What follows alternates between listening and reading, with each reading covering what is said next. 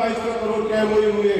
तो मैं उन सभी MOU करने वाले जो भी उद्यमी भाई बंधु हैं उनको मैं अपनी ओर से बहुत बहुत बधाई और शुभकामनाएं देता हूँ। किसी भी सरकार का राइजिंग राजस्थान के जैसे कार्यक्रम करना अधिकतर कोई भी सरकार होती है वो अंतिम में करती है। पिछली बार भी इसी तरह के कोई कार्यक्रम हुए थे, लेकिन हमारी भजनलाल जी की सरकार जब से आई है तब से उद्यमियों को कैसे राहत मिल सके, उनके व्यापार कैसे बढ़ सके, राजस्थान कैसे वापस अग्रणी नंबर 1 बन सके, उस सभी को ध्यान में रखते हुए आज ये राइजिंग राजस्थान जो सरकार का 1 वर्ष होगा, उसी 1 वर्ष के दौरान अगर ये हमारे धरातल पर आ रहा है तो मुझे पूरा विश्वास है आने वाले जो 4 साल होंगे इस सरकार के वो बहुत ही स्वर्णिम होंगे और राजस्थान जिस प्रकार पिछड़ गया था और राजस्थान पुनः अग्रणी बनेगा, ऐसा मुझे पूरा विश्वास है। जैसा कि भाइयों आपने यहाँ पर सबसे बड़ी समस्या कई बताते हैं बिजली की समस्या है। जब से ये सरकार बनी है मैंने यहाँ के कई उद्यमियों से जब बात की तो बिजली की जो समस्या है उसको ध्यान में रखते हुए आजादी के बाद से यहाँ पर 220 का एक GSS था और इस सरकार ने आकर के और अपने यहाँ विधानसभा क्षेत्र में 2 GSS स्वीकृत किए हैं और 2 GSS, एक पचपदरा और एक गोराबाद।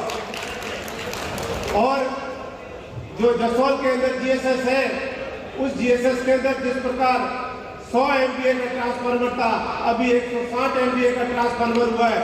उससे भी अभी इन दिनों शायद आपको बिजली की समस्या से सामना करना पड़ रहा है। उसका कारण ये है कि वो ट्रांसफार्मर चेंज हो रहा है, उसको 15 से 20 दिन लगते हैं। उसका मुख्य रीजन ये है। इसके अलावा बालोतरा शहर की बिजली की समस्या को भी दूर करने के लिए अभी कल ही मुझे ऐसा ज्ञात हुआ है कि जो जहाँ 20 MVA का ट्रांसफार्मर था उसको भी 40 MVA का ट्रांसफर करने के लिए स्वीकृति मिल चुकी है। तो मैं आपको विश्वास दिलाता हूँ कि बिजली की हमारे इस क्षेत्र में बिल्कुल कमी नहीं रहेगी। फिर रही बात पानी की, मैं आपको जैसा अमीर सिंह जी साहब ने बताया कि हम दोनों लगातार इस कोशिश में हैं कि हमारे यहाँ पर नर्मदा का पानी, जैसे पोखरण फलसून का पानी तो आया ही है, लेकिन एक और अगर नर्मदा का पानी भी आ जाए तो यहाँ पर सोने पे सुहागा होगा और पानी की समस्या से निजात मिलेगा। हमने माननीय मंत्री महोदय से भी निवेदन किया है और सिंचाई मंत्री जी से भी निवेदन किया है कि इस लूनी नदी के अंदर जिस प्रकार पानी हजारों लीटर में जो है वो बह के चला जाता है, अगर 1-1, 2-2 फीट के अगर चेक डैम बन जाए तो ये पानी स्टोरेज होगा और स्टोरेज होने से आसपास के कुएं रिचार्ज होंगे। और जिस प्रकार शांतिलाल जी ने बताया कि यहाँ पर रिसोर्ट तो बन जाएंगे लेकिन पानी कहाँ से आएगा, मैं आपको विश्वास दिलाता हूँ, आप उसकी चिंता मत करो। हम आपके लिए जो मेहनत होगी वो करेंगे और सरकार से लाकर के आपको देंगे। दूसरा, मैं यहाँ कलेक्टर साहब भी बैठे हैं, हमारे प्रभारी सचिव भी बैठे हैं। प्रभारी सचिव महोदय, हमारे यहाँ के अधिकांश जो व्यापारी हैं वो साउथ के अंदर और वहाँ पर ज़्यादा रहते हैं।